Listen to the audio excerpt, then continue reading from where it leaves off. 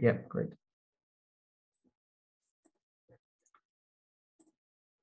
Okay, so as Andrew said, I'm going to present something called the Afridev Hi-Lift to you, and I'm going to talk about some of the design elements of this and the testing process and the results and conclusions that have come from the project so far. Before I go into the main body of the presentation, I'm just going to tell you a bit about myself. I am an electrical and mechanical engineer. I graduated from the University of Strathclyde in 2017 and am currently an associate member of the Institute of Mechanical Engineers. In addition, I am also a development anthropologist, having completed a master's in international development in 2020, and I specialized in gender and energy issues. In my engineering degree, I specialized in energy policy and asset management, but more relevant to this project, I also specialize in mechanical design and product development on the mechanical side. At present, I currently work in a bar, so I am looking for a job, and I'm hoping for something that would let me use both of my degrees and make a useful contribution to engineering and engage with how Scottish industry engages with environmental issues and issues of poverty, particularly with a particular focus on the Sustainable Development Goals. I'll move on to the main body of the presentation now. I'll start off by giving a bit of context and talking about the Afridev a little bit before I talk about where I come into the project and where I started working and what the initial design brief I was given. And then I'll talk about what the Afridev Hi-Lift is before talking about the technical testing that was done and the results, as well as the social testing, which was done alongside the technical test. I'll give a shout out to the organizations which have supported me so far in this work, before finishing off by talking about next stages and where I want the project to go and what I'm looking to do. I am actively seeking support for this project, and I'll go into details about what my plans are for the future. So in terms of the Afridev pump, this word Afridev, it's not a word that's necessarily known, and it is kind of an acronym. It stands for Africa Development, and it is a hand pump, which is termed a deep well hand pump. Now, traditional hand pumps operated by generating a vacuum inside the pump head, which is part of the above ground components within that area, and then that allowed you to lift water 7 to 10 meters from below ground. However, many places in the world, the water table is actually far deeper than that. So a deep well is around 10 to 45 meters. And this is made possible by moving the pumping mechanism below ground, which is the case for both the Afridev pump, but also something called the India Mark II, which is a sort of a cousin design, which is sometimes also another standard pump. But they actually use a lot of the same components, the two designs do. The pump is considered to be easy to operate because if you apply a 200 Newton force to the handle, you can then lift water from 45 meters below ground. This is because of the weighting in the handle, and it is quite a long lever, as you can see in the diagram on the right hand side. It to fill 20 liters, a bucket of about 20 liters, and that's also a very carryable amount of water. The pump was developed in the late 20th century and early 2000s with a view of it being a village level water supply. Traditional hand pumps had been used by one family, so it was more of a household water supply, which meant that the durability of these pumps wasn't quite sufficient to provide entire communities with water from one single supply. Whereas the Afridev, and the India Mark II, when these pumps were developed, they were much more long lasting than the traditional pumps. It also was developed with something called village-led operation management or village-led operation and maintenance in mind, which essentially means that villagers would maintain the hand pumps without any specialist knowledge or any special equipment, particularly around cranes. All maintenance can be performed on this hand pump just with your hands and some spanners, maybe a saw occasionally, but you don't need anything like any heavy lifting machinery or anything like that. Another motivation for the development of this pump design was to provide a standard design for a heavy duty hand pump. There were many different types of traditional hand pump and the components weren't interchangeable. This provided a standardization for hand pump design across the world. And it was particularly an open source design by Eve Bauman and Jay Keane of the SCAP Foundation, and the designs are held by the Rural Water Supply Network, which is where the image on the right-hand side is from. It's from the open source designs which are online. As a result of this, the pump has spread out and is used widely across Africa, South Asia, and South America, and also parts of East Asia as well. And it is the go-to hand pump for charities and governments. And with a particular relevance to this project, and my involvement in the project, is the standard hand pump of the Government of Malawi. So there is if you want to install a hand pump in Malawi, there is a legal requirement for you to install an Afridev pump. So that might raise a question as to why should you have a standard pump? Why should a government want to have a standard pump and not have a multitude of different pumps? And in Malawi in particular, this is because of the experience that they've had with many pumps being installed and implemented and the projects failing. And then when the project fails, often what happened is the pumps were removed and they were replaced with an Afridev, which is known to be reliable. And the pump, it was reliable and it was replaced. So therefore the Afridev became the natural choice for this standard pump. Additionally, streamlining installation and maintenance training programs. If you had one pump, you could train one group of people. And then equally, if you have one person trained in one village, if that entire village happens to have a couple of pumps in the village, then that one person can maintain all of the pumps in the village and not just the one water supply that they've been trained on. And equally, they can then work across other villages should knowledge disappear from other villages, because there is an issue with specialist knowledge in rural communities sometimes where people will move away or unfortunately die, and the knowledge is lost from that community and they're unable to continue maintaining their water supply. Whereas if you have one system across the whole country, you're going to be able to find somebody should that happen. The Afridev is designed with simplicity and infrequency of maintenance in mind, and that means that costs are also kept down for the villagers who are maintaining the pump. And then in addition to this, because you have one system, you then have one single supply chain, but you can build robustness into that supply chain by having multiple suppliers supplying standard components, which means that if one supplier goes down or stops covering an area, you'll be able to find another one somewhere else. And actually, in terms of adoption of technologies by governments, this is something that came up at the International Water Association Leading Edge Technology Conference that I attended in 2019. As being a major barrier for governments adopting new technology is that new technology is often championed by a single company. And the government has the worry of what happens if this company was to go bust and we're reliant on the system, and we won't be able to access this equipment to continue maintenance. So I'll move on and talk about how I started working on the project. Initially, I was given a design brief, which was quite a simple statement, which is just adapt the Afridev to allow it to lift water into an overhead tank.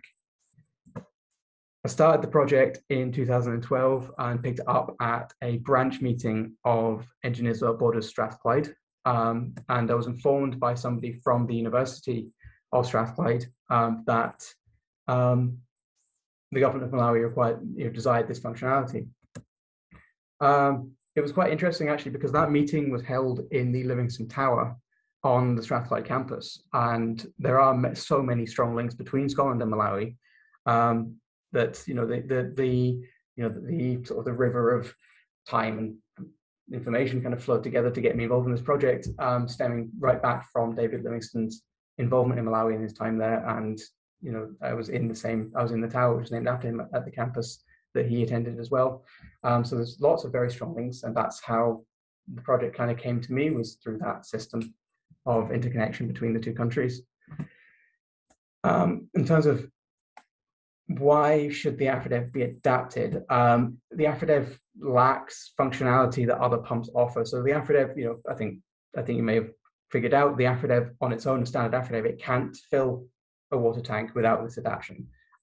Whereas sometimes some of the pumps that the Afridev were replacing before the standard pump laws were brought into Malawi were things like a roundabout play pump, where children would play on the roundabout and then that would lift water up into a water tank. And then people could then use to access the water. But the problem with that was that it was very slow and you didn't get enough water, but also the pumps broke down after 2 months and couldn't be maintained. So when the Afridev was put in there, yes, you had a more reliable water supply, but you did lose functionality that was originally available at that site. And also, why should it be the Afridev and not try and find another pump that does the same thing? And the answer really is because the Afridev is a standard pump, and that puts it as the prime candidate for adaptation to meet this requirement of lifting water into the tank. And finally, because the government of Malawi have stated that they see value in this adaptation for this pump, and there are a variety of benefits associated with having water raised into a tank. A question again, so I've answered what an Afridev is. This is a picture of one on the left-hand side. There was a diagram on a previous slide. The Afridev Hi-Lift is on the right-hand side. Specifically, the Afridev Hi-Lift is contained within this circle. So you can see you have a tank in the background here with a pipe leading from the Afridev Hi-Lift unit up to that tank. And there is also a bucket available. So if you want to collect water directly from the pump, you can. So you can pump water directly into a bucket, but you can also have the option to put it into the tank.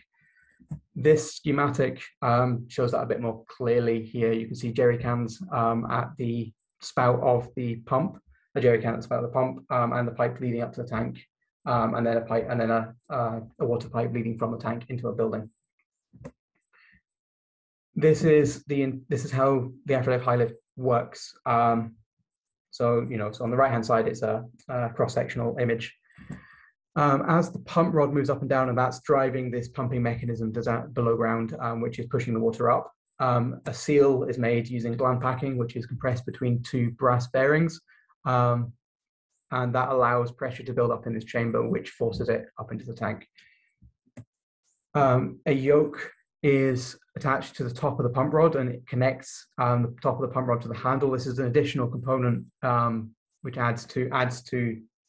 which just slots into the other components of the Afridev pump. And because the handle is, I hope you can see me right now, you have a pivot point, and then you have your handle. And if your handle's moving up and down, if you can see my fingertips, you can see an arc motion here. And if you're driving a rod like this, you'll find that the rod will move in something like this, which means that arc motion makes it very difficult to make a seal. So having a yoke in place means that the horizontal components of that motion are translated into a pure vertical motion, which is then supported by the bearings within the seal gland.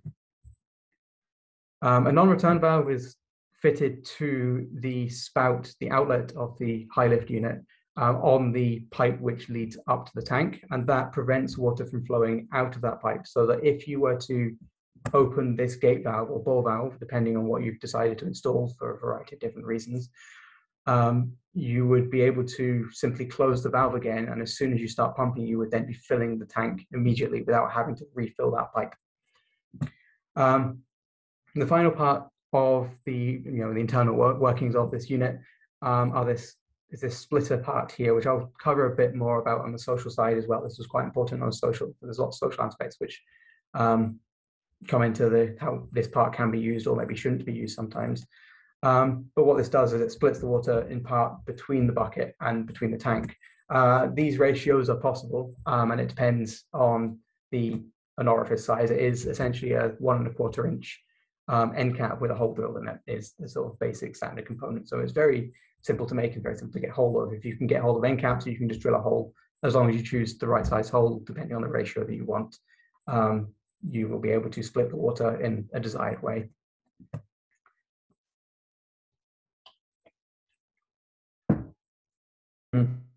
So I'll start moving on to talk about some initial successes in the testing.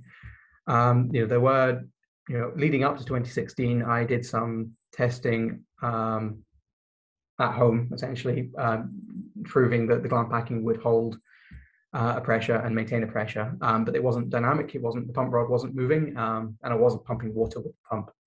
So it wasn't until June 2016 that I was able to get out to Malawi and test a high-lift unit on a test rig. And this test was successful, where the Afridev Hi-Lift maintained 6 meters of head whilst operating. And that was a landmark moment, which really proved that the technology does fulfill its basic requirement. A borehole installation slightly later on also demonstrated that a head of 20 meters could be maintained. And this was also viewed that the government of Malawi attended this demonstration as well.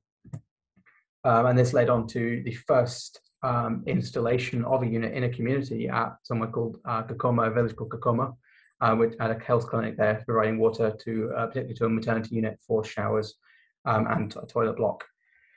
This was in February 2017, and the tank was located 100 meters away from the borehole, and the inlet to the tank was located 8 meters above the pump head.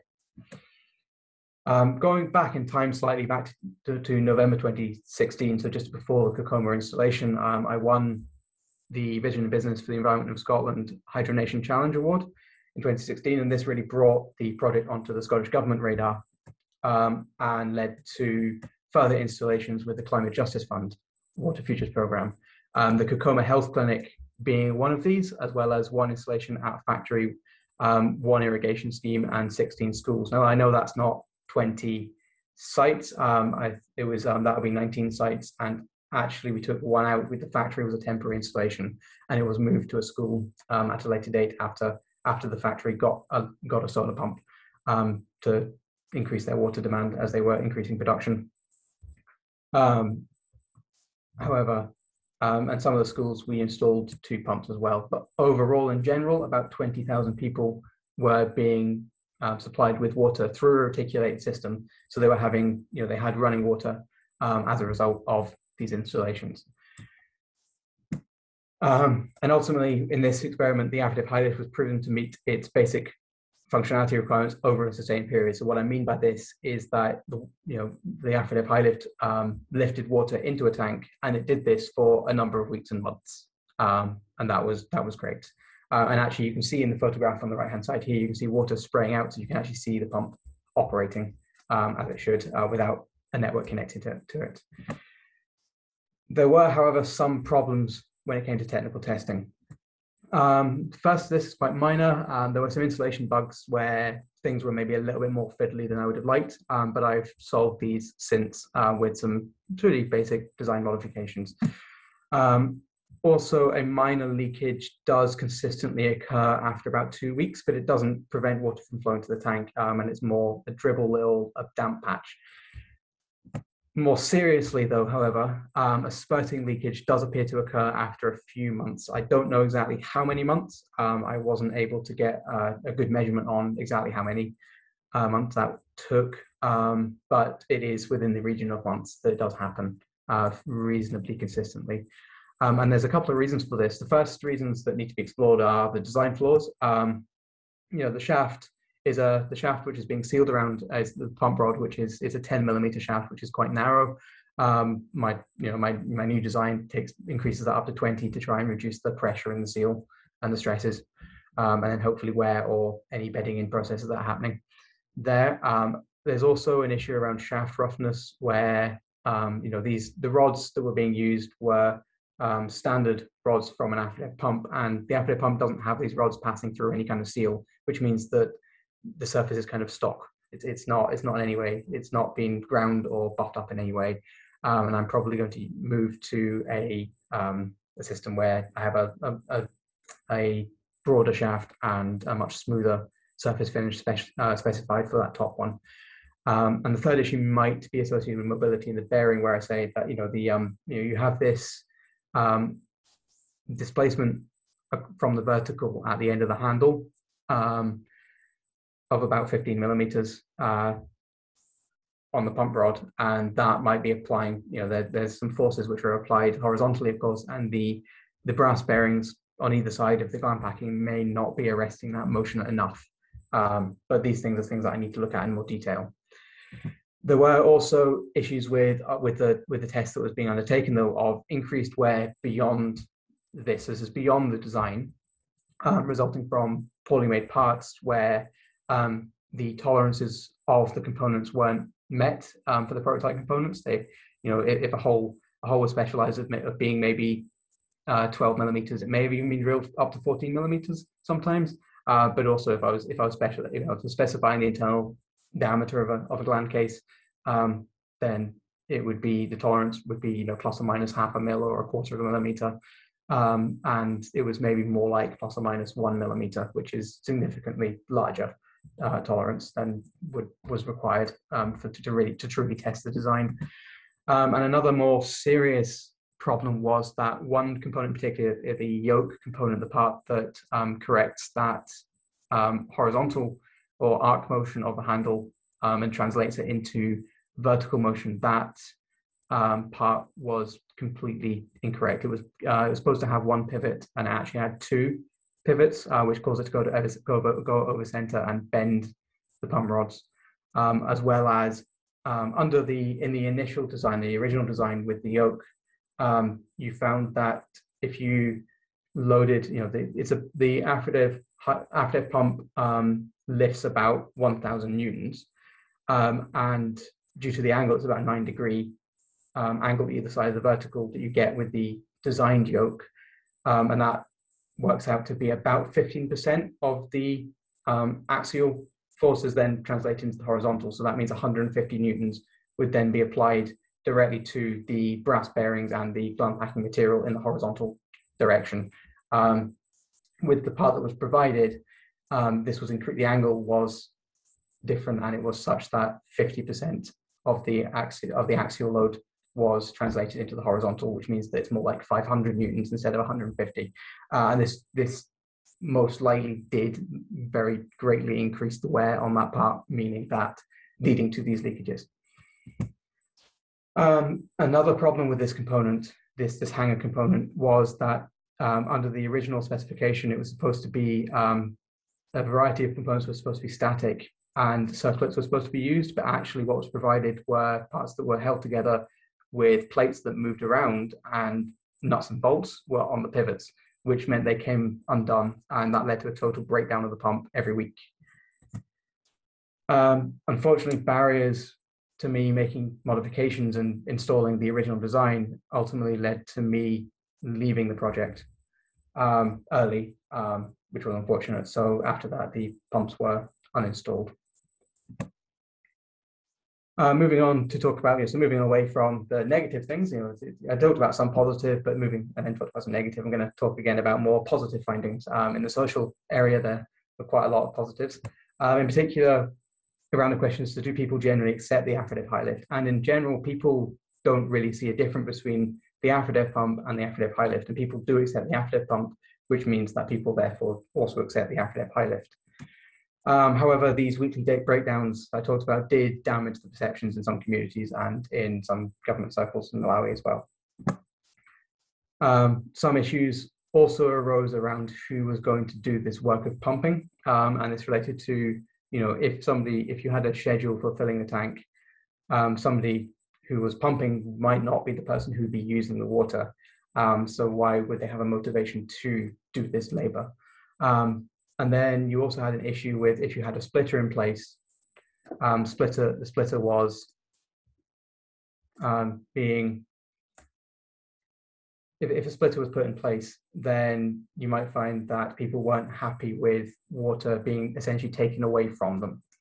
But a very interesting thing happened was that in a number of cases, the resolution to the problems that arose from either the schedule or the splitter was to either stop trying to implement a schedule and use a splitter instead, or take the splitter away and try and implement a schedule. So often the cause of the problem at one site might well be the solution at another, and that's very much on a site-by-site basis. Another question would be, can people use the Afridev Hi-Lift? And the operation is very similar to the Afridev, but the gate valve to control the scheduling did cause some confusion. Do people use the Afridev Hi-Lift? This is a very key aspect of the project, and also links very close to the technical side of things, whereby what I found was that the water meter readings that I took on a weekly basis matched up with the estimated demands for each site, which means that the Afridev Hi-Lift was actually supplying enough water to people at the sites where it was installed to meet the demands to meet the requirements for it. In terms of how people are able to maintain it, though, the academic consensus around the village-led operation management changed during the project. and maybe the idea of it being maybe more being government and centrally managed would be better. However, the simplicity of the design does help with this question of maintenance. And then another very big question was what's the impact of the workload on women? Women are the people who would most likely be collecting water from the pump, and be the people who would be doing the pump, and the people who would be losing out. They'd be the ones pumping extra water into the tank if a splitter was in place. And this question particularly really triggered me to study international development and look at it further. And in hindsight, having thought about it a bit more, what I've concluded is that splitter does definitely increase work of collecting a bucket of water from the pump. However, if you're then carrying that water to a school kitchen to make porridge with, or something, for example, then you no longer need to carry it to that site. So if you're making the porridge and you're also pumping throughout the day, then that might mitigate this problem.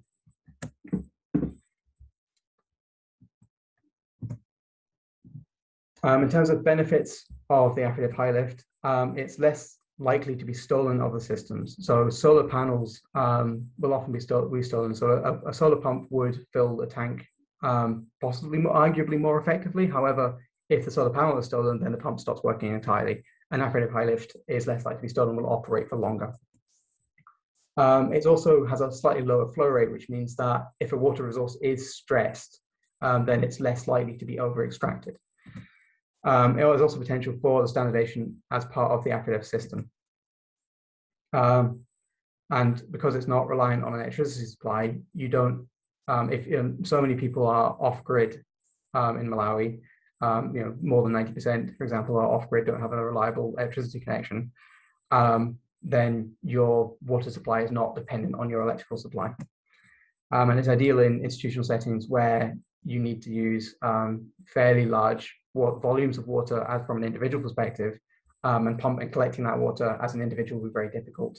But you need to use this in quite a short space of time. For example, if you have 1,500 children out of school who need to wash their hands within a 15-minute period, the amount of water that you need for that period is far more than an Afridev can provide for you. But if you're using the Afridev over a couple of hours before that 15-minute period, you can provide enough water. And as I mentioned before, it reduces the need to carry water, which is a very big benefit of the pump.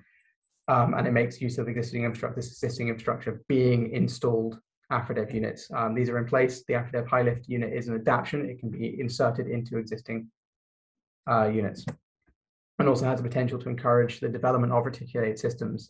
If an Afridev Hi-Lift unit is installed, then there you can expand on the plumbing network at the site in terms of from a local perspective. And then if a water mains supplier was to come along, there's a stronger argument for getting a connection of that site to that water main. To talk about supporting organizations, of course, I am presenting to the Hammermen of Glasgow today. So thank you very much for having me. Previously, as Andrew mentioned, I was presenting to Scottish Engineering Young Engineer of the Year Award, and I was supported to do this by UK Water, who have supported me throughout the project at various different times. The project started at Engineers Without Borders Strathclyde, and was supported in Malawi by What the People initially, and then later on by an organisation called Baseflow, who are the current in-country partner. The Scottish Government funded the test work, and that was facilitated by the University of Strathclyde off the back of the Vibes Award in 2016. ESS Enterprises fabricated the initial the components for the prototypes that were tested initially, and the Government of Malawi are the key stakeholder in the project. So as I finish, I'm going to talk about where I want the project to go now. So I want to complete the technical development and testing. I've covered what the issues that I need to resolve in order to do this. I want to demonstrate 1 year of use, which was equivalent to pumping 7 million litres of water with this pump, and obtain approval from the Government of Malawi for this to be part of their standard system. I then want to work with industry to establish a supply chain in Scotland and make this a Scottish development project supporting Sustainable Development Goal 6. backing from Scottish Water, NGOs and engineering industry would be very, very helpful in doing this. And then I would like to install units on an ongoing basis and support training programs. There's two ways that these objectives could be met. This is the first way, which actually I don't favor, and I'll explain why by talking about the cons. This is about going back to Malawi and restarting the project on the same basis as the original test was done. The advantages of this is that Afridev units are widely available, and multiple test units would be tested under real-world conditions. But a disadvantage would be that it's a one-shot design and the prototype must work, which was a bit of an issue before. And this is ultimately an untested prototype going into community supplies. And there would be large costs associated with doing this. The method I would rather do is to start off by establishing an Afridev installation in Scotland with a couple of pumps. And I would need a borehole to do this with a water table, which is fairly deep, but also and a borehole which is around about 30 to 45 meters deep. I would also need to be able to pump water up to a height of 10 meters or more, and I can do this either through a powered test rig or by installing one in a city centre and letting members of the public use it and drive it, and that way you might get a more accurate pattern of usage. So from establishing an Afridev installation, I would then make prototypes and possibly incremental design changes, maybe up to 3 iterations. I have these fairly well mapped out as to the components that I would like to test should certain issues arise, and then ultimately pass that 7 million litre or simulation of 1 year of use test before then going back to Malawi and attempting to gain the approval from the Government of Malawi, and finally rolling it out on a wider basis. Finally, I'm very nearly finished. The pros of this is that there's no need for extensive plumbing, which massively reduces the costs of the early stage of the project in terms of the technical development. And provides an opportunity to tweak the design, which wasn't available before. It also isolates the technical test from the social test, meaning that neither are dependent on each other. But the disadvantages of this, the main one is that there aren't any Afridev pumps installed and available to me in Scotland, so I would need to get one from somewhere, possibly import it from India, and finding a suitable borehole and potentially getting permission from Scottish Water and Scottish Environment Protection Agency to extract enough water to do the test is currently a challenge for me. So thank you very much, and I will leave that slide up. Actually, no, sorry, I'll stop sharing my screen and I will take questions.